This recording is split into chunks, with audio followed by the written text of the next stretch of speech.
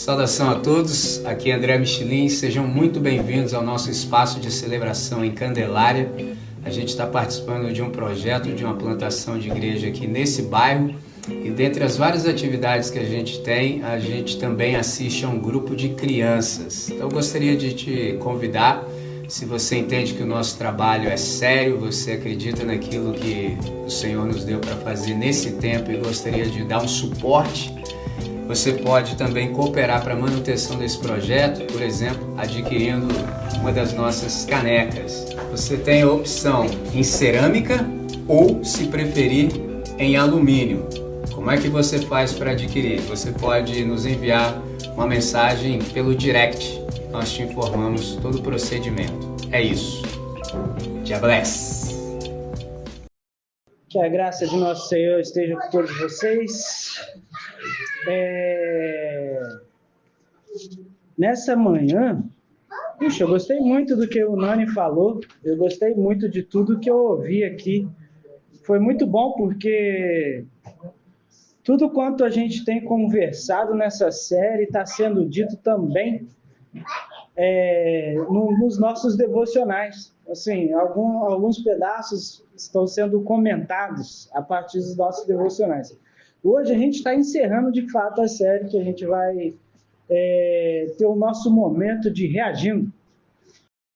Quando eu planejei fazer a série, eu pensei assim, puxa vida, eu poderia falar disso daqui, sei lá, no mínimo uns 6 meses. Mas como eu não tenho 6 meses, também não é bom que a igreja não reaja, não converse sobre aquilo que a gente está comunicando. Então, dessa maneira, eu decidi que eu fizesse tão somente três episódios e no quarto a gente fizesse o nosso reagindo. E aí, o Nani, ele citou um texto muito, assim, fala comigo esse texto. No dia do meu batismo, isso em 2018, eu fui convertido em 2014, mas só fui batizado em 2018, no último dia do ano de 2018. E eu me lembro de ter escolhido exatamente esse texto como para ser citado no dia do meu batismo, porque Jesus fala logo à frente, depois do que o Nani citou, Jesus começa a falar sobre vir a Ele e tomar a sua cruz. E tomar a sua cruz tem tudo que ver com o que a gente está conversando. E, assim, eu tenho alguns comentários sobre o que o Nani falou. Primeiro, Jesus, a seguir, Jesus ele começa a falar ali depois dessa parábola, depois dessa ilustração, ele fala assim, olha, quem não aborrecer pai e mãe, e essa palavra aborrecer, ela, no texto, no seu contexto, quer dizer que aquele que, por algum motivo, preferir qualquer relação afetiva acima do reino de Deus, acima do reinado de Deus, essa pessoa não seria digna de estar ali, sentar à mesa com Jesus. E era exatamente isso que estava acontecendo quando Jesus falou, olha, vai ter gente que no meio do caminho, preferiu ficar lá no carro, acabei de casar, eu não vou para o banquete. Vai ter gente que quando for convidado, vai falar assim, acabei de comprar boi, não vou não.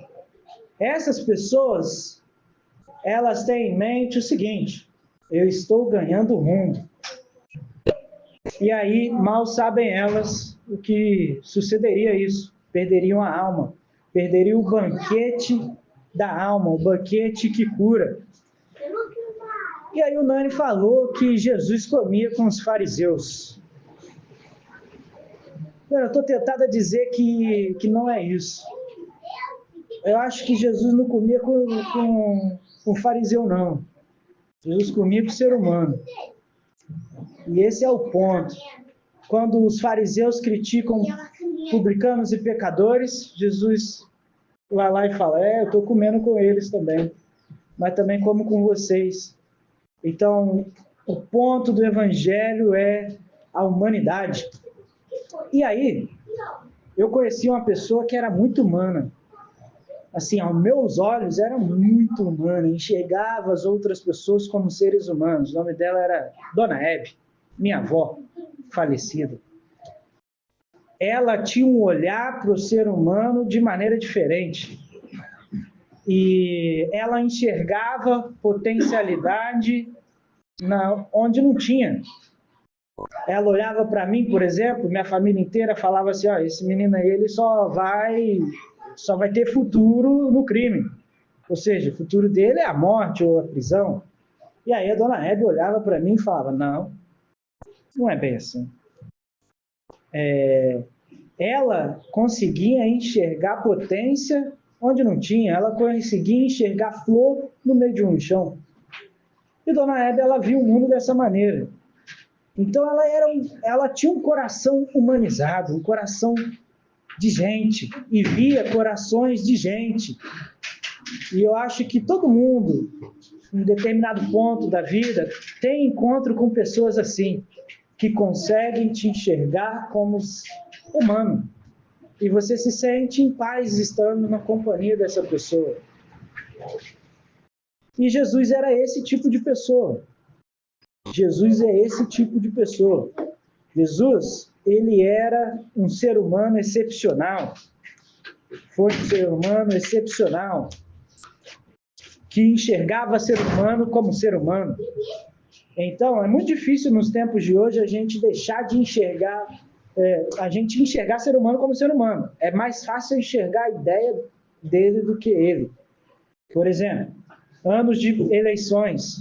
É mais fácil enxergar o bolsonarista e o petista do que enxergar, sei lá, o Joãozinho, que enxergar a Maria, que enxergar o ser humano como ele de fato é. A gente coloca as ideias na frente da humanidade. E aí a gente começa a matar a pessoa dentro da gente, porque aí eu deixo de ouvi-la, eu deixo de dar oportunidade para que ela se expresse. E isso é muito do que a gente tem conversado também. Acho que semana passada eu comentei sobre isso um pouco, sobre tentar me definir. Toda vez que alguém me define por conta de alguma ideia, me negou. Você me pegou para você, me negou. E a gente faz isso até com Jesus.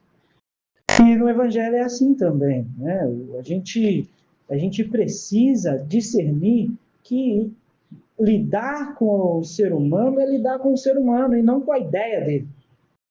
Eu não quero lidar com a ideia de fulano de tal, eu quero lidar com fulano de tal, eu quero enxergar o verdadeiro Léo, eu quero que o Léo caminhe para dentro de si e se encontre com o verdadeiro Léo, e esse verdadeiro Léo sobressaia ao ponto que eu conheça, que eu quero conhecer o verdadeiro Léo também. E isso é enxergar o ser humano como ser humano. Então, nós estamos conversando sobre perder tudo para ganhar a alma. No primeiro encontro, eu disse que deveríamos perder a vida. E aí eu quero convidar vocês a abrir em Marcos 8. Marcos 8. E eu vou ler, logo em seguida, começo a falar. O texto diz o seguinte, Marcos 8, verso 31 até o 38. O texto diz o seguinte, então começou ele a ensinar-lhes que era necessário que o Filho do Homem sofresse muitas coisas, fosse rejeitado pelos anciãos, pelos principais sacerdotes e pelos escribas, fosse morto e que depois de 3 dias ressuscitasse. E isso ele expunha claramente, mas Pedro, chamando-o à parte, começou a reprová-lo. Jesus, porém, voltou-se e, fitando os seus discípulos, repreendeu a Pedro e disse, arreda, Satanás, porque não cogita das coisas de Deus e sim das dos homens. Então, convocando a multidão, e juntamente com os seus discípulos, disse-lhes, se alguém quer vir após mim, a si mesmo se negue, tome a sua cruz e siga-me.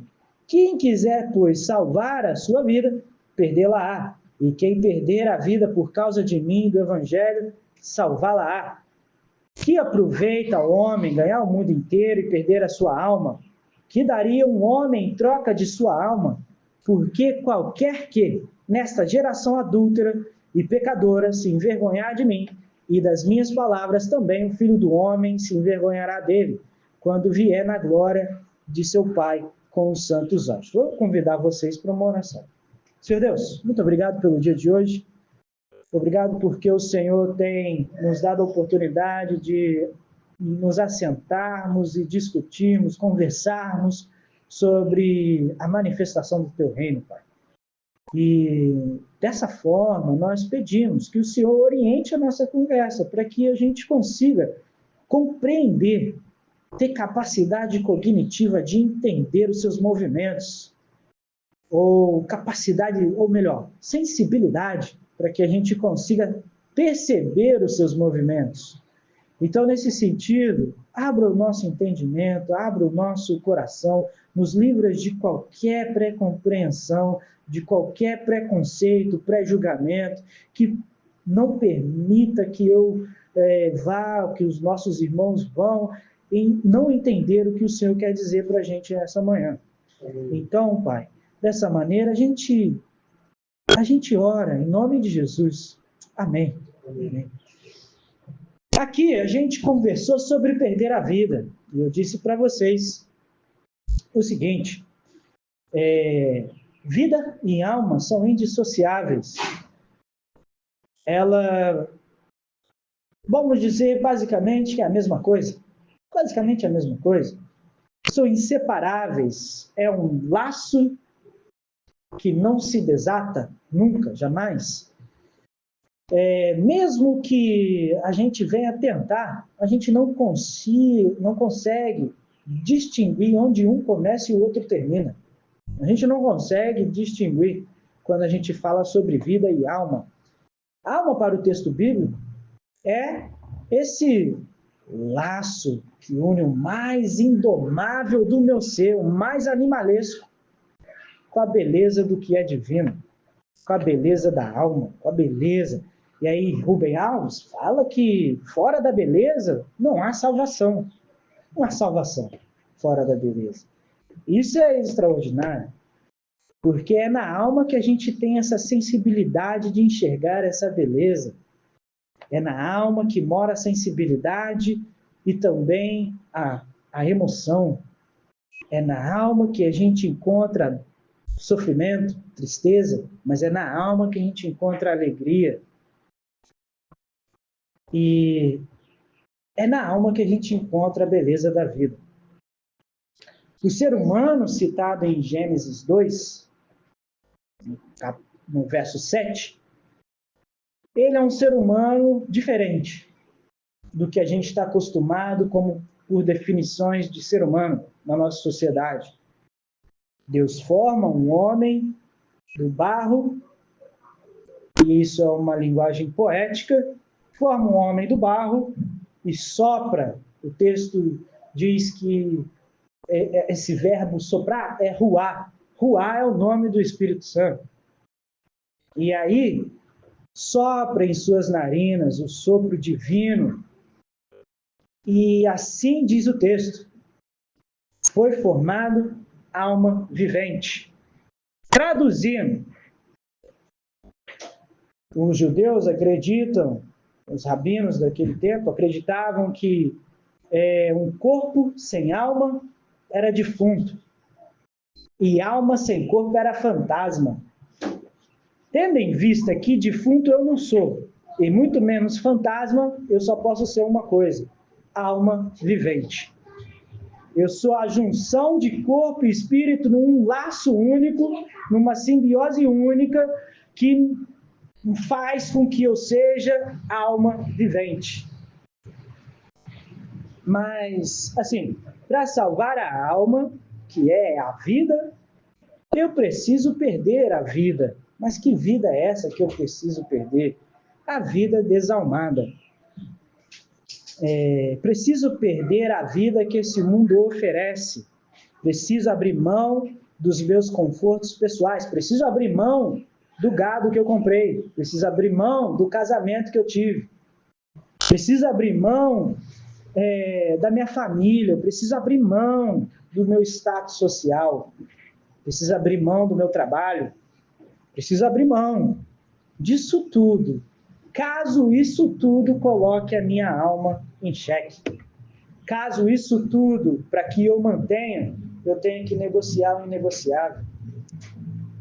A autonegação é a resposta para salvar a alma. Perder a vida garante a vida.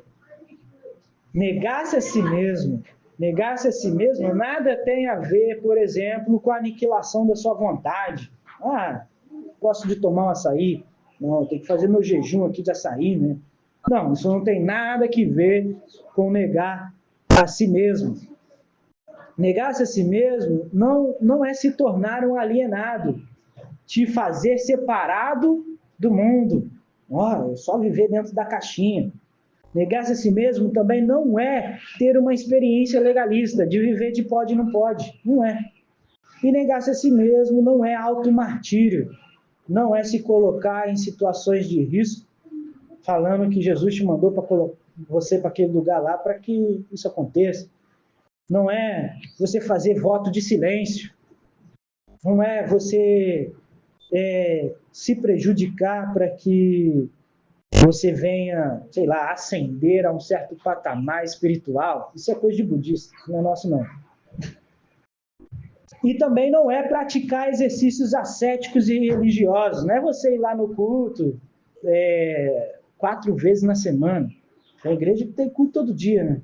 Não é você ir no culto todo dia. Não é. Negar-se a si mesmo é doar tudo quanto tem. No lugar do jovem rico, quando Jesus fala assim, então só te falta uma coisa, doa tudo quanto tem, você, ao invés de fazer como um jovem rico que ganhou o mundo, você opta por ganhar a alma, então você doa tudo quanto tem. Está aí. Eis aqui, Senhor, tudo em suas mãos. Faça como bem entender. Era amar, negar-se a si mesmo é amar ainda que o mundo te odeie porque você ama. Negar-se a si mesmo é amar ainda que as circunstâncias não sejam propícias para o amor. Negar-se a si mesmo é isso. E isso é a solução para quem deseja garantir a alma. Se ame aquele que está próximo de ti. E aí, quero convidá-los para a gente ir para Lucas 17, o segundo texto que nós lemos. Lucas 17 diz o seguinte, eu vou ler do verso 1 ao 10. Disse Jesus a seus discípulos, é inevitável que venham escândalos, mas ai do homem pelo qual eles vêm. Melhor fora que lhes pendurasse ao pescoço uma pedra de moinho e fosse atirado no mar, do que fazer tropeçar um desses pequeninos. Acautelai-vos. Se teu irmão pecar contra ti, repreende-o. Se ele se arrepender, perdoa-lhe. Se por 7 vezes no dia pecar contra ti, e 7 vezes vier ter contigo, dizendo, eu estou de fato arrependido, perdoa-lhe. Então disseram os apóstolos ao Senhor, aumenta-nos a fé. Respondeu-lhes o Senhor, se tiverdes fé como um grão de mostarda, direis a essa amoreira, arranca-te e transplanta-te no mar, e ela vos obedecerá. Qual de vós, tendo um servo ocupado na lavoura, ou em guardar o gado, lhe dirá quando ele voltar do campo, vem, já põe-te à mesa, e que antes não lhe diga, prepara-me a ceia primeiro, cinge-te e serve-me, enquanto eu como e bebo, depois comerás tu e beberás. Porventura terá de agradecer ao servo, porque esse fez apenas o que lhe havia ordenado? Assim também vós, depois de haverdes feito quanto vos foi ordenado, dizeis, somos apenas servos inúteis, porque fizemos apenas o que deveríamos fazer. E aqui, nesse texto, a gente conversou sobre perder a fé. E esse foi o nosso segundo encontro. Eu coloquei nessa conversa 3 filósofos geniais para a gente conversar. E aí você tem que imaginar, você tem que entrar na imaginação aqui comigo.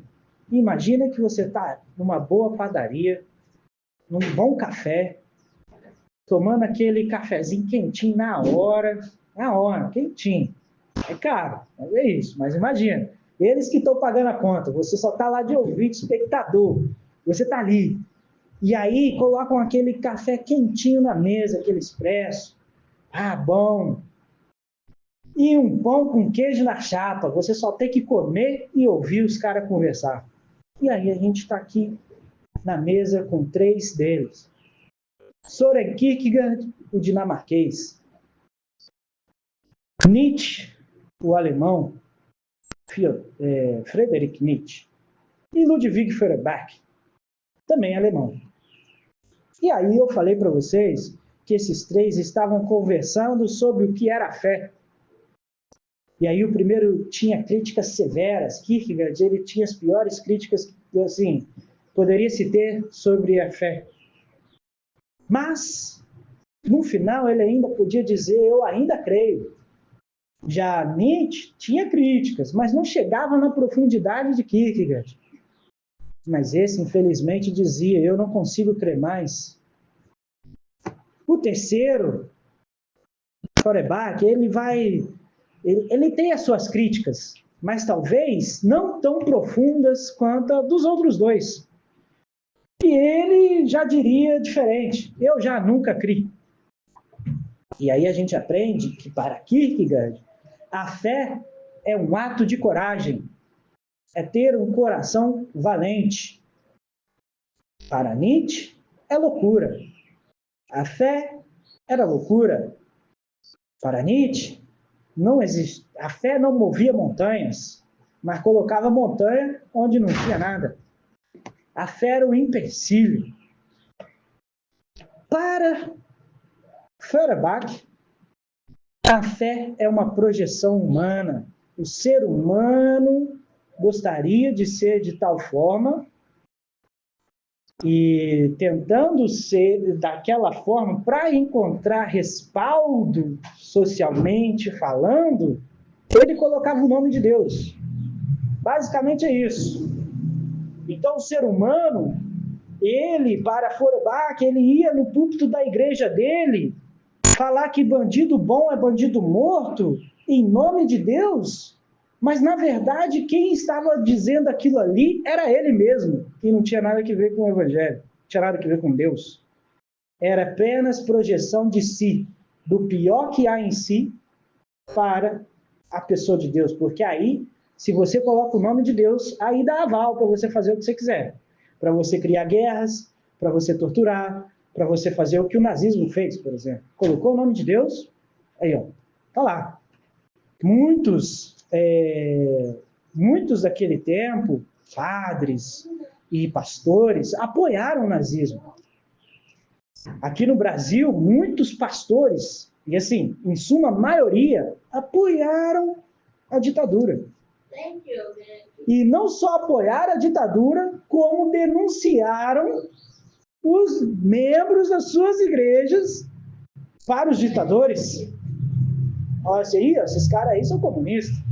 Pode levar. Vamos orar, galera? Aí falava para todo mundo orar, todo mundo fechava o olho, via o cara aqui, ele falava, ó, aquele ali, aquele lá, o outro ali, todos eles aí, ó, eles são contra a ditadura. Pode levar. Então, Ludwig Feuerbach vai falar que esses caras, eles criaram um Deus à sua imagem e semelhança, e não o oposto.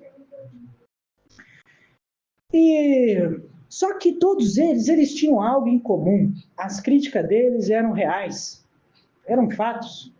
A crítica que o Kierkegaard vai falar sobre a ordem estabelecida da cristandade, da multidão, ela é tão falhada, mas tão falhada que eles substituíram Jesus.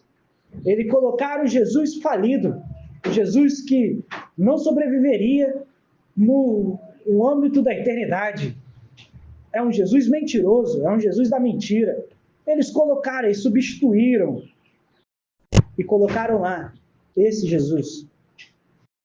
Porque Jesus pode até ter começado com essas pessoas, mas em certo momento Jesus dobrou a esquina e eles não viram. E colocaram um boneco no lugar de Jesus. E aí, Nietzsche vai falar que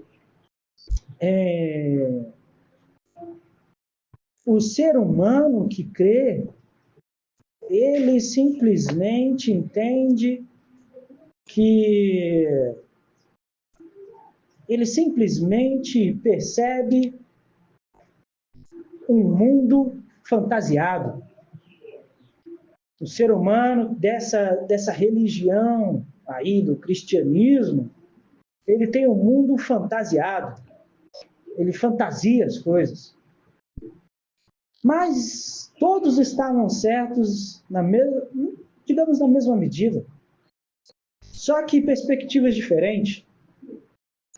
Todos eles falavam sobre a mesma coisa. Só que o Kierkegaard, dentre todos eles, conseguiu perceber que entre essa coisa e Jesus havia um gap que separava enorme, gap gigantesco. O Jesus, o Filho do Deus vivo, era totalmente diferente desse Jesus da religião. E o que Nietzsche tinha problema era com o Jesus da religião, o que Feuerbach tinha problema era com Deus da religião, e o que o Kierkegaard criticava era esse Deus também. E aí a fé é isso, é estar nesse ambiente. Por exemplo, Pedro era um cara cheio de fé, muita fé, muito rigoroso. Ele tinha tanta fé, mas tanta fé que, segundo Kierkegaard, se fé é um ato de coragem, Pedro era o que mais tinha fé entre os discípulos, porque ele era o mais corajoso deles.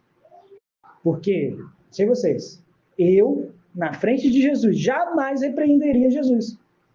Eu não teria essa coragem. Por mais que eu falasse assim, Jesus está viajando. Eu jamais teria essa coragem. Mas Pedro teve. Então, Pedro era o cara mais cheio de fé que tinha. E é engraçado que nesse texto os discípulos entendem que para perdoar pecados é necessário ter fé. E aí Jesus, a resposta de Jesus, se você lê superficialmente, você fala assim, que? Não entendeu nada, o que tem a ver? Fé com grão de mostarda, perdoar pecado, o que tem a ver? E Jesus está basicamente falando assim, olha só, vocês não conseguem perdoar pecados porque a fé de vocês, ela está tão cheia de camada, mas tão cheia de camada, que vocês, antes de conseguir perdoar, vocês julgam, vocês condenam a pessoa dentro do coração de vocês, porque a fé de vocês está tão engessada por esse fundamentalismo que foi criado, e que vocês não conseguem o simples.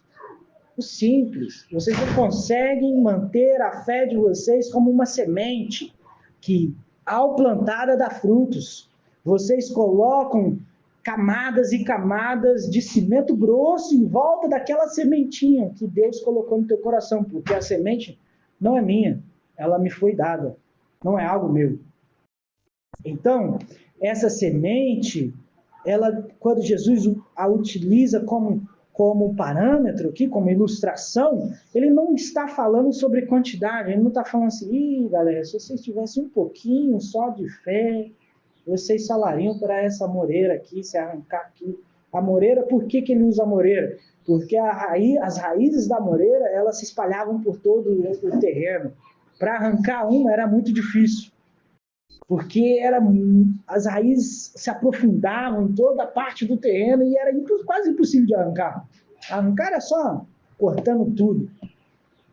E aí Jesus falou assim, vocês salariam para essa moreira se arrancar aqui e plantar no meio do rio lá, e ela ia. E não é uma questão de quantidade. Jesus não está falando para você assim, olha, se você tivesse um pouquinho de fé. Não. Se vocês utilizassem a fé do jeito que era para ser utilizada, para que serve uma semente? Para ser plantada. não para ser protegida a 200 chaves, colocada dentro de uma caixa, colocar cimento, cavar um buraco, botar um baú. Não, não é para colocar semente dentro do cofre. Então, eu falei que você tinha que perder a fé. Eu falei que você tinha que perder essas cascas que você colocou, que colocaram sobre você, sobre a sua fé. E Pedro precisou passar por isso também. Pedro precisou passar por isso. E nós precisamos descascar essa fé. E a gente precisa perder a fé para que a alma seja garantida. Porque muitas vezes é essa fé cheia de cascas que mata a sua alma, que castra o indivíduo. E que cascas são essas? São os nossos ismos. Agora há pouco, Nani falou sobre os fariseus. Os fariseus tinham os ismos deles. E são os nossos calvinismos, arminianismos, luteranismos, evangelicalismos, catolicismos, capitalismos, socialismos, comunismos, tudo isso a gente tem que arrancar fora. Todos esses ismos dizem respeito a como a gente enxerga o mundo. Porque é um sistema de ideias, é um conjunto de ideias. Mas para uma fé simples como um grão de mostarda, a gente precisa enxergar o mundo como crianças. Porque quando Jesus fala isso, ele basicamente quer dizer que nós precisamos não carregar mais os nossos jugos, os nossos fardos adulterados, de ser humano adulto que foi adulterado, foi corrompido. Então, seja como uma pequena criança que, quando eu conversava ali com o Otávio, que estava sentado ali, ele perguntou assim, o que é isso no seu anel? Porque tem um desenho de um leão. Aí eu falei, é um leão. Aí ele, o leão está carregando uma cruz. Está carregando uma cruz. Aí eu falei assim, quem é o leão? Aí ele, é Deus. Aí eu falei, é isso mesmo. Então, se fosse um adulto, talvez filosofaria, utilizaria outros termos, faria um arcabouço gigantesco para poder dizer por que o leão talvez poderia não ser Deus, ou por que poderia ser. Mas uma criança simplesmente olha e fala, o leão está carregando a cruz, só pode ser o quê? Deus. E ponto. E é isso, e não tem mais explicações. Por que Deus é o leão? Por que ele carrega a cruz? Não, só basta sabermos que Deus é Deus. Então é essa fé pura de uma criança, é a fé que Jesus está mencionando como um grão de mostarda. A gente tem expectativas sobre Jesus. E essas expectativas também criam camadas. Porque bem queria eu que Jesus viesse aqui no Brasil e virasse assim, sai todo mundo do Congresso, porque agora quem manda sou eu. Bem queria eu que fosse assim. Sai todo mundo aqui, sai vocês, políticos, não vai ter político mais não. Agora é teocracia. Bem queria eu que fosse assim. Mas Jesus não é isso. Jesus não tem nada a ver com isso. E aí Jesus vem, e quando ele vem, ele se entrega para a morte. Ele fala assim, não, eu vou morrer. E aí eu entendo Pedro. Porque o Deus Todo-Poderoso podia dar jeito no mundo. Chega aqui no mundo e não dá jeito. Quer dizer, não segundo o meu jeito. Aí eu entendo que Pedro que com Jesus. Aí eu falo, compreendi que Pedro, ele tinha muita fé em Jesus. Compreendi que Pedro tinha tanta fé que ele criou expectativas sobre Jesus. E essas expectativas eram camadas. E aí eu falei para você que perder a fé era romper com essas camadas que a gente coloca sobre Jesus, essas expectativas. Porque Jesus pode simplesmente dobrar a esquina e eu posso me perder no meio do processo. E aí, eu quero convidá-los para Mateus 11, porque a gente foi falar agora sobre a solução disso tudo, onde que a gente vai se encontrar com o descanso da alma.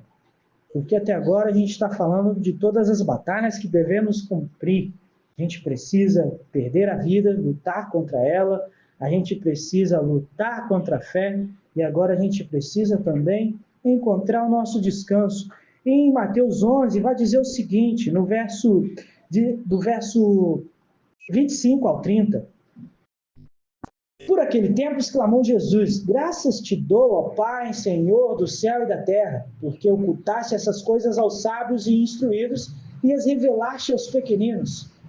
Sim, ó Pai, porque assim foi do teu agrado. Tudo me foi entregue por meu Pai. Ninguém conhece o Filho senão o Pai, e ninguém conhece o Pai senão o Filho, e aquele a quem o Filho quiser revelar. Vinde a mim todos aqueles que estáis cansados e sobrecarregados, e eu vos aliviarei. Tomai sobre vós o meu jugo e aprendei de mim, porque sou manso e humilde de coração, e achareis descanso para a vossa alma, porque meu jugo é suave e o meu fardo é leve. Nesse terceiro encontro, a gente conversou basicamente sobre isso. Onde que a gente encontraria descanso? E Jesus, ele nos convida dizendo: vinde a mim. Só assim a gente consegue compreender que o convite é liberado para todos. A gente poderia simplesmente falar assim, ó, esse convite aqui, vinde a mim, todos que estáis cansados, sobrecarregados, é para ralé, é para a galera aí falhada. Porque assim, está cansado e sobrecarregado. O outro lado de tomar a sua cruz, etc., negar-se a si mesmo, é para a galera da elite, é para o rico. A gente vai falar para o rico lá. O rico, a gente fala aquilo ali, mas aí lá na Cracolândia a gente usa esse texto aqui. Os que estáis cansados e sobrecarregados. Porque o rico não vai estar cansado e sobrecarregado. Mas não é isso que Jesus está falando, não. Essa é uma promessa que se encontra em Jeremias 6. Jesus está falando sobre essa promessa que se encontra em Jeremias 6, que Jesus colocaria o povo no caminho para que, caminhando, encontrassem descanso para a alma. Mas o povo decidiu, de teimosia, rejeitar o caminho e dizia: não andaremos nele. Jesus é o caminho. Não é um caminho físico. A gente precisa distinguir a estrada física e a estrada que a gente vai usar como ilustração.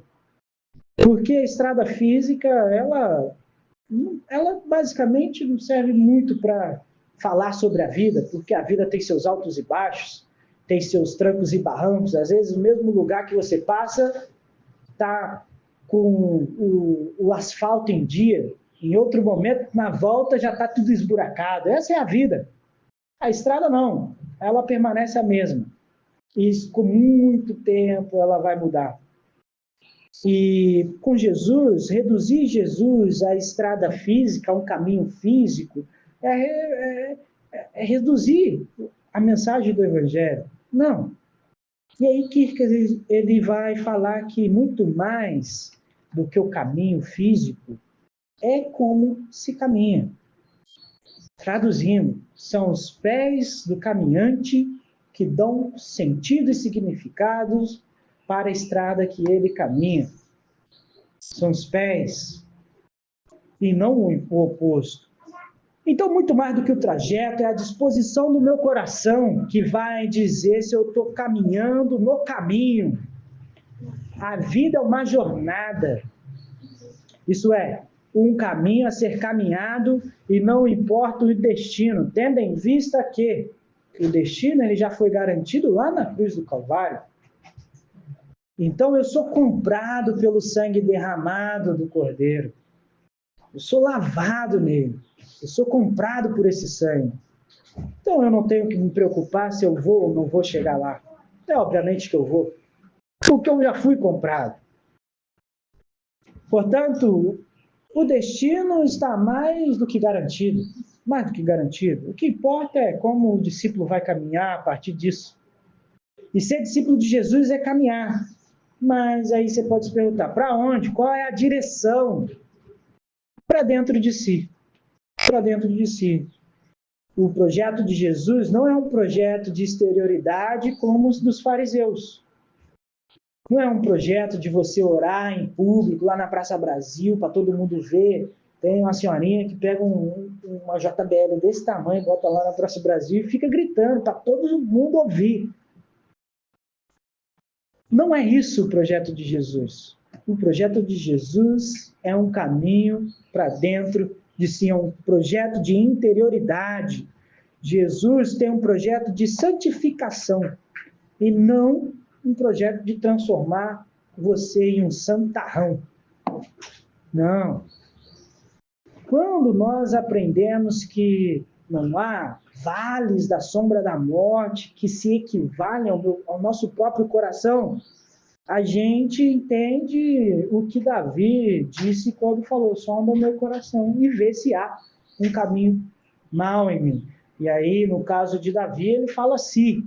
No meu caso, eu falo: eu sei que há, porque eu me conheço. Eu sei que há muita coisa ruim dentro de mim. Então, portanto, livra-me, Senhor, desses caminhos maus. E na oração do Pai Nosso, a gente fala assim, ó, livra-nos do maligno. A gente trata isso como uma pessoa, como se fosse um dualismo dentro da fé cristã. E eu já te adianto a matéria, não existe dualismo na fé cristã, porque se Deus é o Todo-Poderoso, não há nenhuma outra potência que se equivale. Então não há o bem lutando contra o mal. Há tão somente o bem e a distorção disso. Então, o maligno, vamos lá. O maligno é aquilo que habita dentro de mim e de você. O maligno é aquilo que pode te tornar um assassino. O maligno, quando a gente faz a oração do Pai Nosso, livra-nos do maligno, é aquilo que vence quando alguém comete um ato de maldade contra a gente. Sabe quando o diabo ele vence? Sabe quando ele vence? Quando eu e você nos tornamos um diabo. Não quando eu dou a outra face e ele me espanca. Não, o diabo não me vence aí.